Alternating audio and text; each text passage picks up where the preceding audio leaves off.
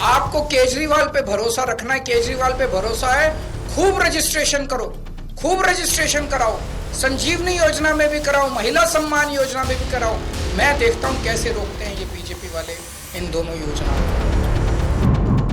पहली बार मैं देख रहा हूं जिसकी सरकार है वो कह रहा है हमारी बनेगी तो देंगे, कान के नीचे लगाना चाहिए खींच के। दिल्ली की जनता को आप क्या समझते हो? हमारे सुल्तान साहब जो हैं शीश महल के, कई नाम हैं उनके, फर्जीवाल हैं, नटवरलाल हैं, लेकिन वो ऐसे गिरगिट हैं जो रंग बदलने में माहिर हैं।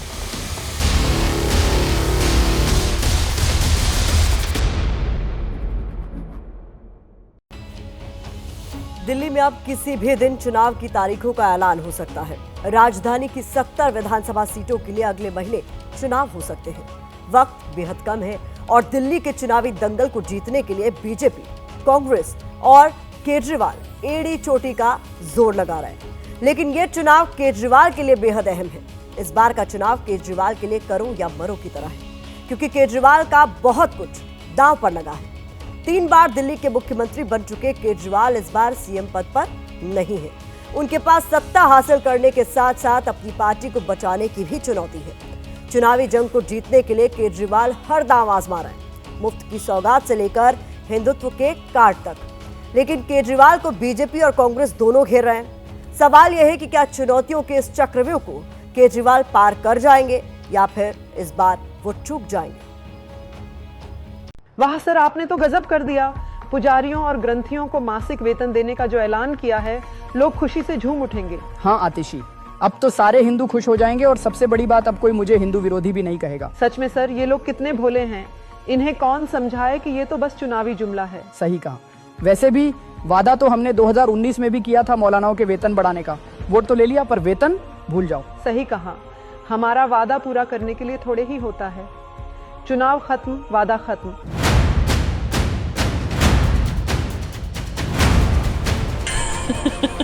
तो कुछ ऐसा है इस बार देश की राजधानी दिल्ली का चुनावी रण। हर नागरिक के दिल में बसने वाले नेता सबके, जहां बीजेपी आम आदमी पार्टी के सबसे बड़े चेहरे अरविंद केजरीवाल पर बेहद तीखे और ताबड़तोड़ प्रहार कर रही है।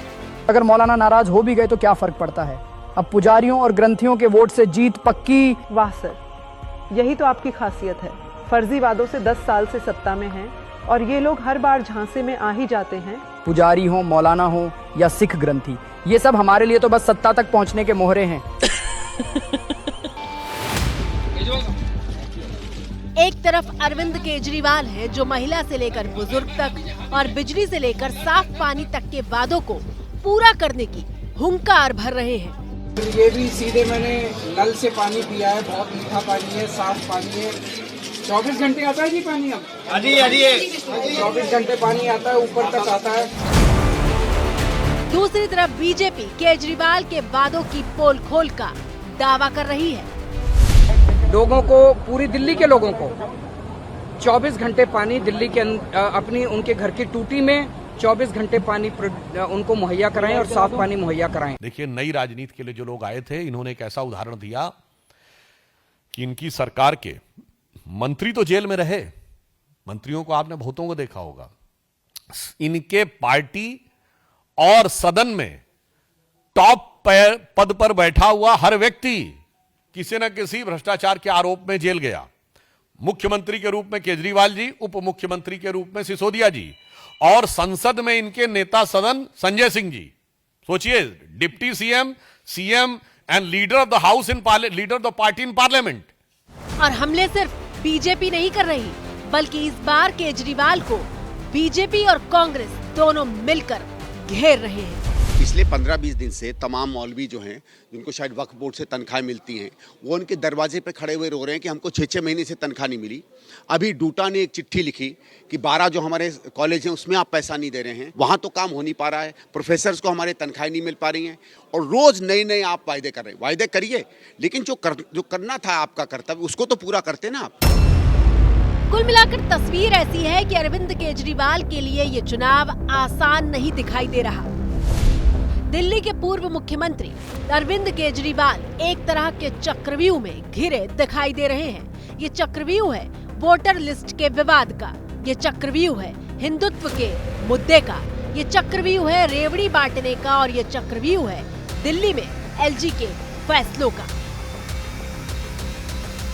मैंडेट अरविंद केजरीवाल जी को मिला, अरविंद केजरीवाल जी मुख्यमंत्री बने। अब आप इसके अंदर उन्होंने जो है तय किया कि चलिए इस समय तक, जब तक मैं जो जीत के दोबारा नहीं आता, उन्होंने आतिशी जी को बनाया। अब उसके अंदर भी फूट डालने की कोशिश कर रहे हैं, ये सब करने की। ये तो बहुत छोटी छोटी हरकतें हैं, उनको शोभा नहीं देती। मैं नहीं जानता व्यक्तिगत तौर पे उनकी क्या क्वालिफिकेशन रही है, किस तरीके के वो आदमी हैं।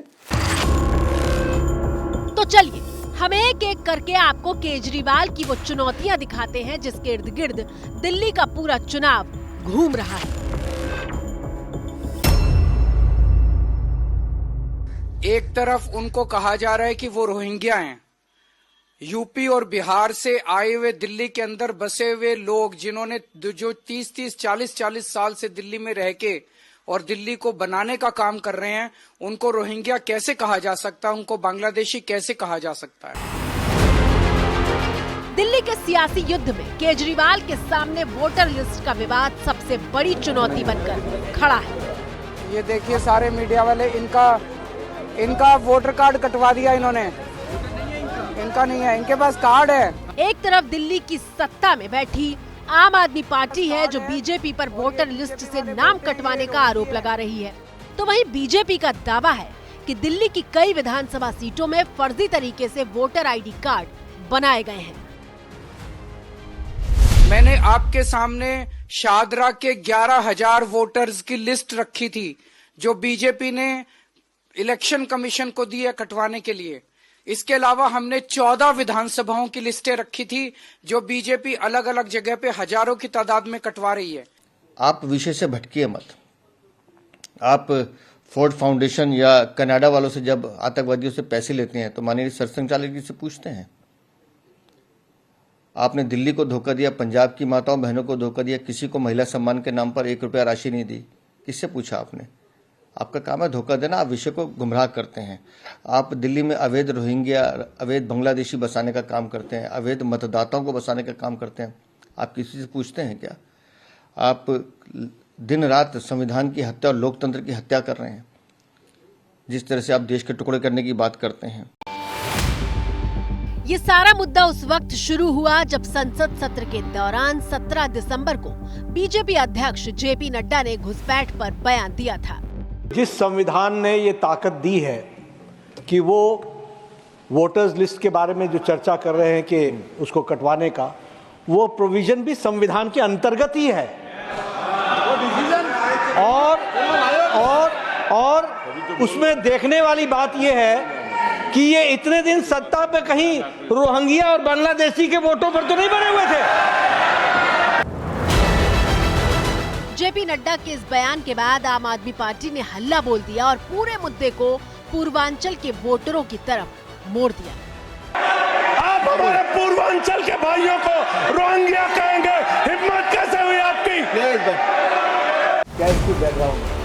लेकिन फिर बीजेपी ने भी पलटवार किया और दिल्ली बीजेपी अध्यक्ष वीरेंद्र सचदेवा पूरे प्रेजेंटेशन के साथ प्रेस कॉन्फ्रेंस करने आए और फर्जी तरीके से रोहिंग्याओं को योजना का लाभार्थी और फर्जी वोटर बनाने का आप पर आरोप लगाया। ये वोटर नहीं है, ये भूत हैं, भूत जो इलेक्शन वाले दिन आएंगे, वोट डालेंगे और गायब हो जाएंगे। जमीन पे नहीं है ये। आम आदमी पार्टी घुसपैठ और रोहिंग्या वाले मुद्दे को पूर्वांचली प्राइड बनाकर पेश कर रही है और इसे पूर्वांचल के वोट साधने की कोशिश माना जा रहा है क्योंकि दिल्ली में ये वोटर निर्णायक भूमिका में है।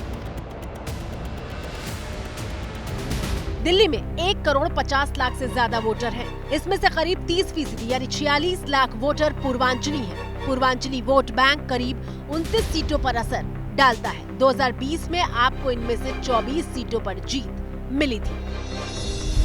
दिल्ली के अधिकांश पूर्वांचली वोटर विधानसभा चुनाव में आम आदमी पार्टी को वोट करते हैं और लोकसभा चुनाव में ये बीजेपी के पक्ष में चले जाते हैं। यही वजह है कि बीजेपी इस बार इन वोटरों को अपने पक्ष में कर दिल्ली में कमल खिलाना चाहती है और यही वजह है कि इस बार अरविंद केजरीवाल के सामने सबसे बड़ी चुनौती पूर्वांचल वोटरों को अपने पास बनाए रखना है। केजरीवाल की दूसरी चुनौती। दिल्ली में केजरीवाल के सामने खड़ी दूसरी चुनौती का नाम है हिंदुत्व।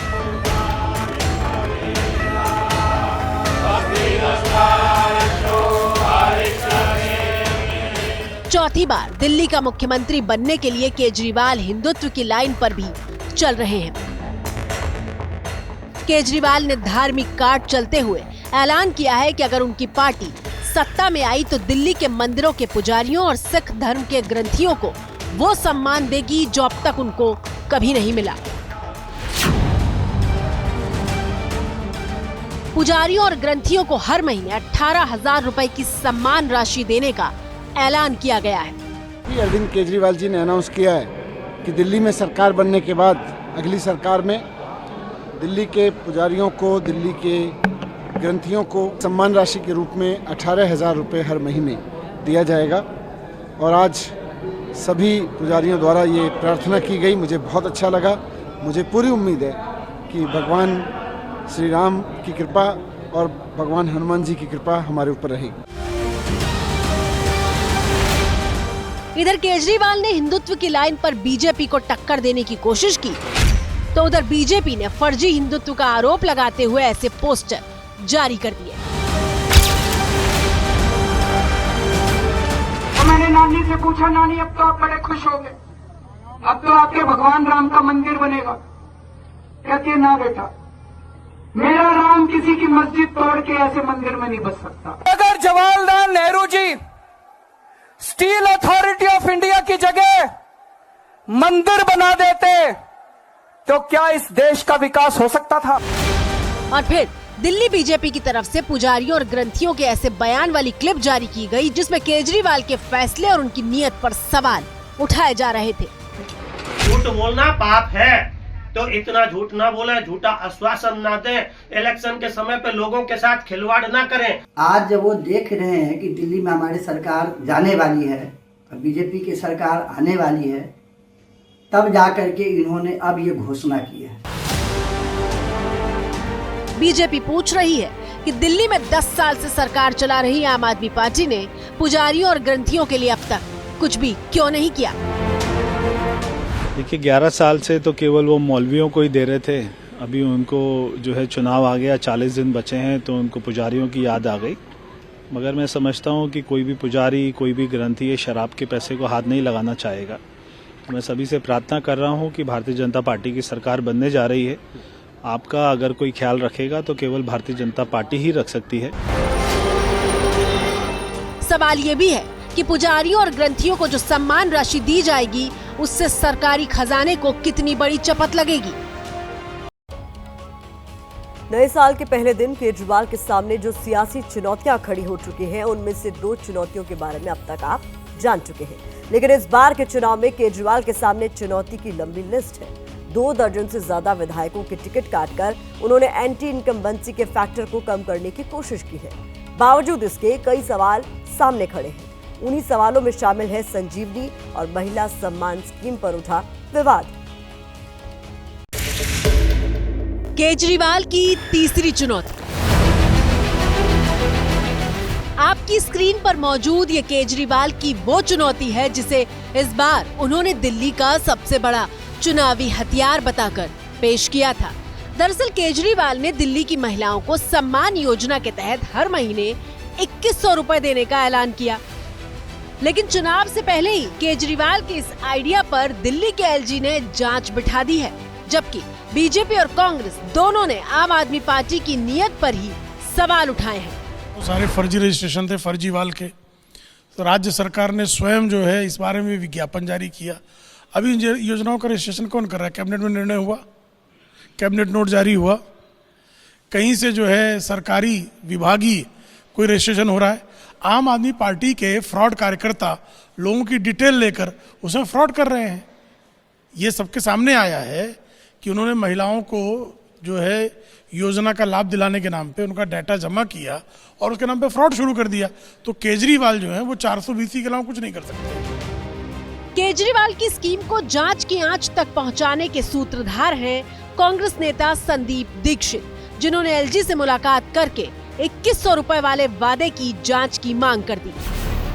अब केजरीवाल आरोप लगा रहे हैं कि साजिश के तहत योजना में रुकावट पैदा की जा रही है, लेकिन वो इसे कामयाब नहीं होने देंगे।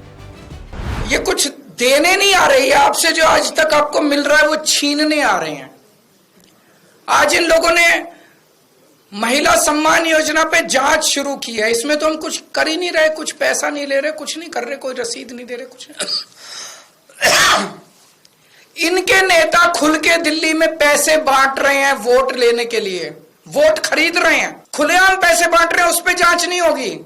जहां पे कुछ है नहीं वहां जांच करेंगे। क्यों? क्योंकि ये दिल्ली के लोगों को मिलने वाली सारी सुविधाएं बंद करना चाहते हैं। केजरीवाल ने पिछले महीने ही महिला सम्मान योजना की घोषणा की थी और उसके साथ ही बुजुर्गों के लिए संजीवनी योजना का रजिस्ट्रेशन भी शुरू कराया। लेकिन इसी रजिस्ट्रेशन प्रक्रिया को लेकर विवाद खड़ा हो गया। मामला पुलिस तक पहुंचा और अब एलजी ने इस मामले में जांच के आदेश दे दिए। केजरीवाल की चौथी चुनौती। दिल्ली के चुनावी समर में केजरीवाल के सामने मौजूद चौथी चुनौती का नाम है एलजी वीके सक्सेना,